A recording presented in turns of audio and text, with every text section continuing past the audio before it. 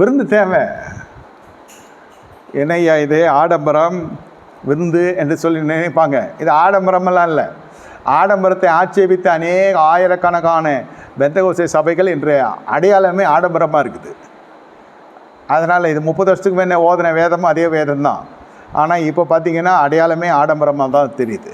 அதுக்கு பல வேதாகம உள்குத்தெல்லாம் இருக்கும்.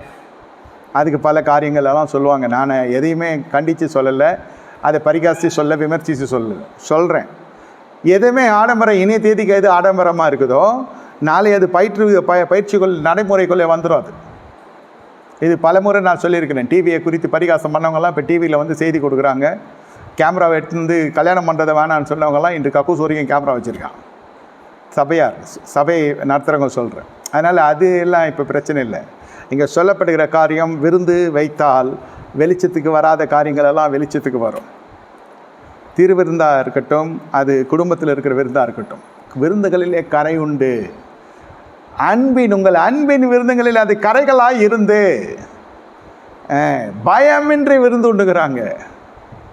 விருந்துக்கு நான் உங்கள் வீட்டுக்கு வருகிற பொழுது எனக்கு எப்படி இருக்கணும்? சுத்த நல் மனசாட்சியோடு இருக்கணும். என்ன இப்படியெல்லாம் செலவு பண்ணுறாங்கன்னா அப்போ பணம் வராமல் இருக்குமா? உடனே போத்துக்கு சூத்து போயிடக்கூடாது. தசம்பாங்க எவ்வளோ கொடுக்குறான், என்ன காணிக்கை செலுத்துகிறான், இது வேற எங்கேயாவது போதா? இது இங்கே பலிபீடத்துலேருந்து வருகிற கரையிலே சொல்கிறேன். நான் கூப்பிட்டாங்களா, விருந்தின் முன்னாடியே சொல்லிட்டாங்களா, என் ஸ்டைல் சொல்கிறேன்.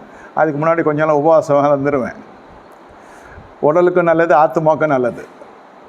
கொழுப்பு சேராது இல்லையா உடம்புல? எப்படின்னாலும் நம்ம ஆட்கள் ஒரு பிடிக்கிற மாதிரி செய்வாங்க.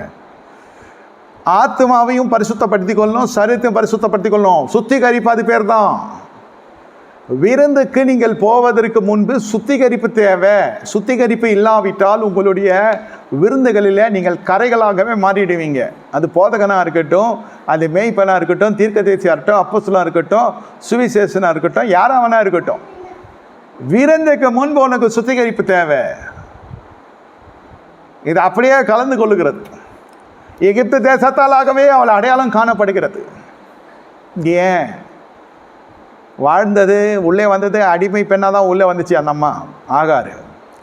நம்ம சாராள் அம்மையாருடைய பரிந்து பேசுதலின் பேரில் இது மருமநாட்டியின் ஸ்தானம் கொடுக்கப்படுகிறது. எலியேசர் அவ்வளோ நாள் வேலை செய்கிறார், அது மட்டும் பெண்ணாக பிறந்தனால அதுக்கு வந்துச்சு அந்த வாழ்க்கைன்னு சொல்லுகிற அளவிற்கு பாலினம் அங்கு படுக்கை வேற கொண்டு போகிறது. எலியேசர் செருப்பாக உழைக்கிறார் அந்த வீட்டுக்கு. ஆனால் ஆண் தானே, அவர் இருக்க வேண்டிய இடத்துல இருக்கிறார். ஆனால் உண்மையான ஊழியக்காரன், கடைசி வரைக்கும் நிலைத்து இருக்கிறான்.